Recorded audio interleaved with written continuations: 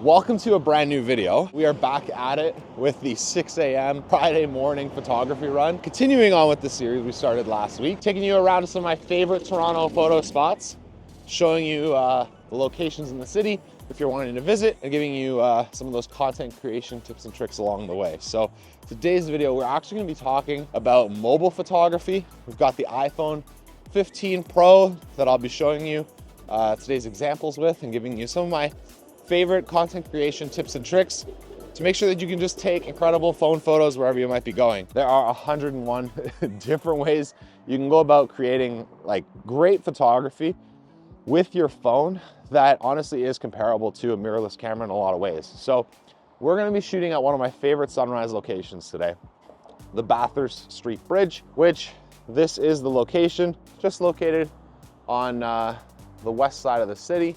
And most importantly, we've got this here. You can get some really cool photos with the train going up into the city and then obviously passing towards the CN Tower. I'll put up a few examples. I shot a reel here a while ago. It was an incredible sunrise. This was back in November, and I was hoping that maybe we'd get something comparable today. Guess you can just wish. It's a little bit cloudier today, but it is what it is. It's always good to just wake up, capture sunrise, do something creative before your day starts. There are a few different compositions that you can get on this bridge, but the main one is obviously with the train tracks leading to the CN Tower. Okay, and I also realized that for today's video, we could actually get some different camera angles. So I got the GoPro on my chest for that POV style content. And this way you can see exactly what I'm doing with the phone as I'm moving it around. And so that means that the first thing we're gonna do, the most basic thing that you need to do to get better photos with your phone is turn on your grid and your level. And this is a setting that's default turned off. I think it's a missed opportunity. All you're gonna do is hop into your settings, and when you go in, you're gonna type in grid at the top, hit grid, and then right there you have your composition, turn on grid, turn on level, and then you're pretty much good to go. And this is gonna allow you to do a few different things with your camera.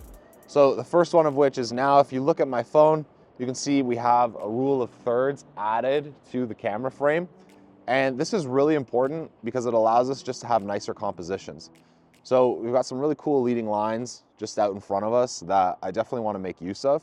If I just line up my phone correctly, the level added lets me know my horizon line is straight. The grid lets me have my, just that composition again with the CN Tower right in the middle. Maybe I'm using the leading lines to get it off into the side, or it just gives you a better idea of like what your compositions are actually gonna be instead of taking your photos at random. The other thing that like I always like to do with my mobile photography is avoiding the tilt that you get with your phone. This is like the biggest difference that I think you're gonna notice if you're doing actual photography versus mobile photography. Your phone tilt is ridiculously easy to do, whereas with a mirrorless camera and a longer lens, it's a lot more stable out in front of you and just allows for a more realistic look, versus a lot of people will take photos tilted with their phone and then not understand why it looks a little weird. So having the level out in front of you, those grid lines, just dramatically enhances the overall look of your photos.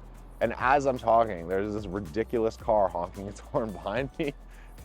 Absolutely love the city. Now, the second thing that we want to change as far as settings goes, and this is part of tip one, so, is enabling our RAW mode on our cameras. I'm pretty sure everything after the iPhone 13, if I'm not mistaken, even 11 I think had it, is RAW mode added to the cameras. When you go onto your photos on your camera app, at the top right, you'll see that RAW mode and the RAW max. I generally shoot everything with the RAW mode on, just allows you to get a lot more information in your photography, or a lot more similar to what a mirrorless camera is gonna have. So I generally shoot everything in RAW, but if you're not shooting in RAW and you have your JPEGs, then you need to do something called focus and exposure locking.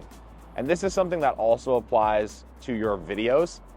Exposure locking is really useful for instances like this where we have a sunrise out in front of us that we need to capture probably as accurately in camera as possible. Because with sunrises in particular, you'll notice there's like a lot of bright blown out lights as the sun comes up. So in between the two buildings ahead of me, there's basically the brightest light in between the two buildings on either side of the train track. But essentially, this is the area that we need to expose for. And so having RAW mode on our photos turned on will allow us to actually lower exposure in post-production, whereas a JPEG will probably capture it the way it appears in person. And so all I like to do is if you tap on your phone screen to expose the photo properly in front of you, if you then tap on the area you're exposing for, and then drag down the exposure level, that'll then be a properly exposed JPEG in a lot of instances. So we are gonna cross the street because unfortunately, sunrise is a little bit lackluster. Why I wanted to come to this location in particular is because there are just so many interesting photo spots at this area that even if sunrise doesn't turn out for you, you can at least get creative with the Bathurst Street Bridge itself. Find some subframing elements, find some leading lines compositions, and all of that is done across the street.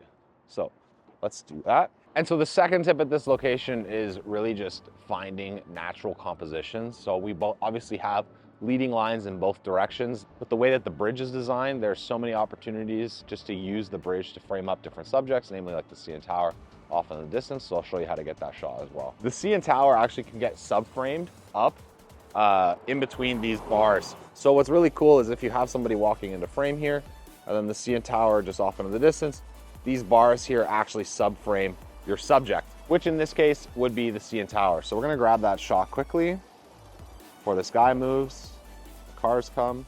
And again, what we're trying to do is keep our horizon level, and that's what the level that we enabled does. The grid lines, just make sure we're teeing everything up correctly.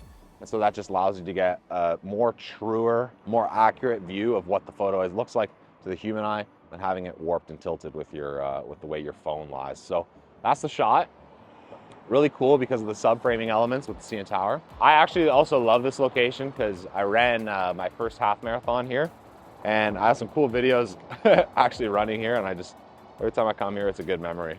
I'll show you then the other option with leading lines off in the distance. So what I'm gonna try and do with this one, and what I like to do at this location, is there is one train track that leads exactly down the middle, pointing towards the condos. And if we just grab that shot, it's a pretty straightforward shot, nothing crazy. Got a nice cloud cover, put the 2X on, and you have a couple of options now in your phone, whether it's 1X or 2X, with that added compression of the condos off into the distance.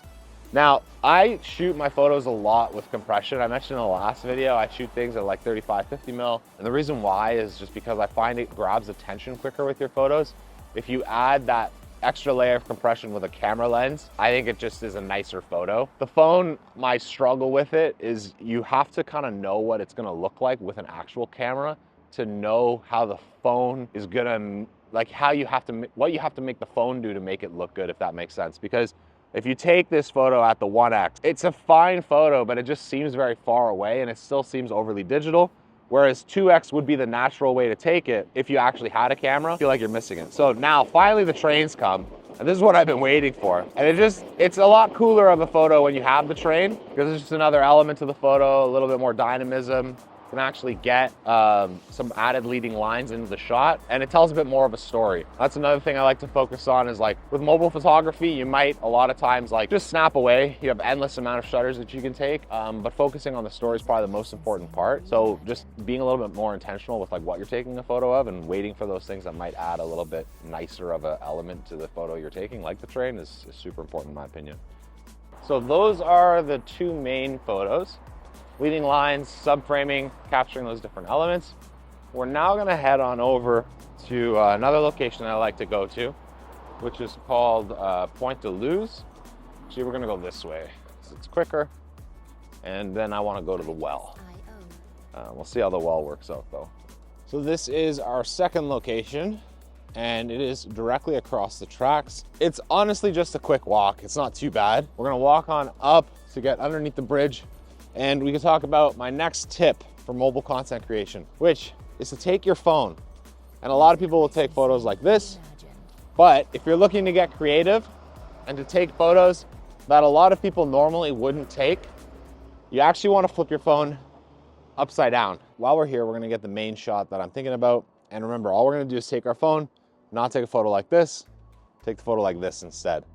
And if we walk out into the middle of the bridge, I'll show you what it looks like with the main photo, just taken as if you were standing and like the way we don't want to do it. And then I'll show you the way that it would look with how I'm thinking about it. So we're actually gonna go to 0.5 for this one. And when we get nice and low, and we're gonna go to 0.5, taking the shot. A lot of people, like, you can take the shot like really low if you wanted to, but I think it looks a little weird. Taking a 1, I'll show you as well. You can see the difference. And basically the idea is that when you flip the camera around, you have a little extra layer of depth added to the photo, and it just even lets you get a little bit lower even than would really be possible. And the other thing is it lets you see the screen easier. So as you're taking the photo, if you're trying to keep the phone like straight up, looking at it underneath, it's just really uncomfortable. That's why I love flip screens, especially in the last video. So I'm with the Sony a7 IV. I flip that screen down, I can just look down. It just lets me get really cool angles. And so flipping the phone around also does that too. So tip 4 then, we're also gonna shoot here as well, because the number one problem you're gonna run into with your iPhones a lot of the time is getting more depth in your images. The iPhone photos, in my opinion, fall a little bit flat, whereas if you have an actual camera lens, the natural like look of a camera lens just has a lot more, it like draws you in more. It's hard to explain. So a way we wanna add depth into our photos is by actually including elements in the foreground. And this is a lot of times called like foreground blur or a dirty foreground. And there's a cool shot on this bridge that's gonna let us do that. I've been coming to this bridge for years now. And I found this secret here like 2019. I think the hole was cut in 2018, 2019 timing when Instagram photography was like really, really popular. And I'll just grab a video clip on my phone to make it a little bit clearer like what we're talking about here. The shot itself that we want is actually gonna include pieces of the fence in frame. And again, it's to add that feeling of depth. Almost adds like layers to your photo, whereas the iPhone photos don't have like many layers to them. You need to purposefully inject them into your photos. So I'm gonna swap back over to photo mode. And now the iPhone itself is gonna focus on the fence, but we want it to focus off into the distance. So hold your phone down, hit AE lock, and it's gonna now focus on the CN Tower. That's photo 1. You can get different composition if you just move in. Maybe we wanna get 2x, we can move back, get down a little bit lower, get something like that. Let's get here. Just finding ways to be creative. And again, getting those extra layers of depth. Now the photo itself is gonna look cooler if you have it in RAW and you can edit it in post. We have some sun peeking out behind the clouds, which is also really interesting. But that's essentially the tip. Now there's a train coming, so we're just gonna grab that shot quickly. Love that. So those are 2 photos on this bridge that I wanted to show you. There's obviously more. We can come back another day because I wanna get to the well. And the well has a pretty strict policy on tripods, so we're gonna see how long we can stay in there grabbing photos. I'm gonna try and sneak it with the Osmo. There's a little mini tripod I'm gonna put it on and see if I can just prop it up quickly and get some shots. There's 2 or 3 photos I wanna grab in there, and that's when we'll wrap up the video.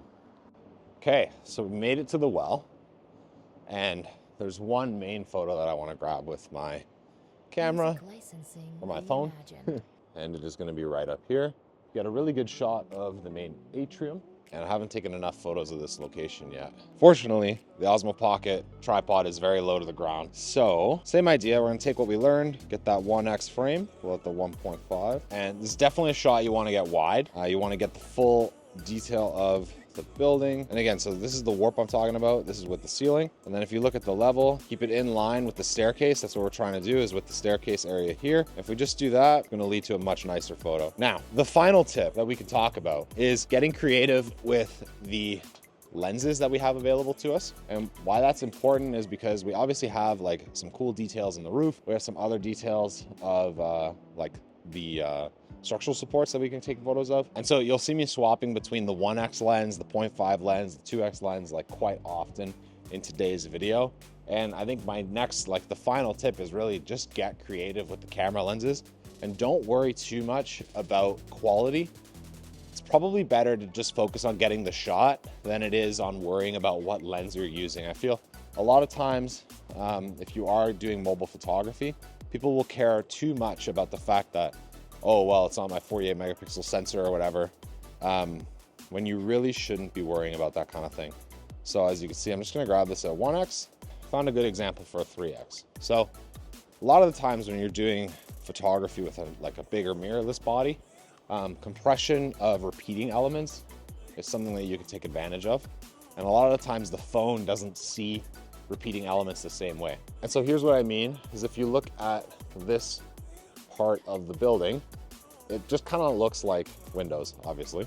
But when we take our 3x camera lens and we put it up against, you can now still shoot in RAW max, add extra depth by playing around with the lighting, and then have those repeating elements just have a more interesting photo.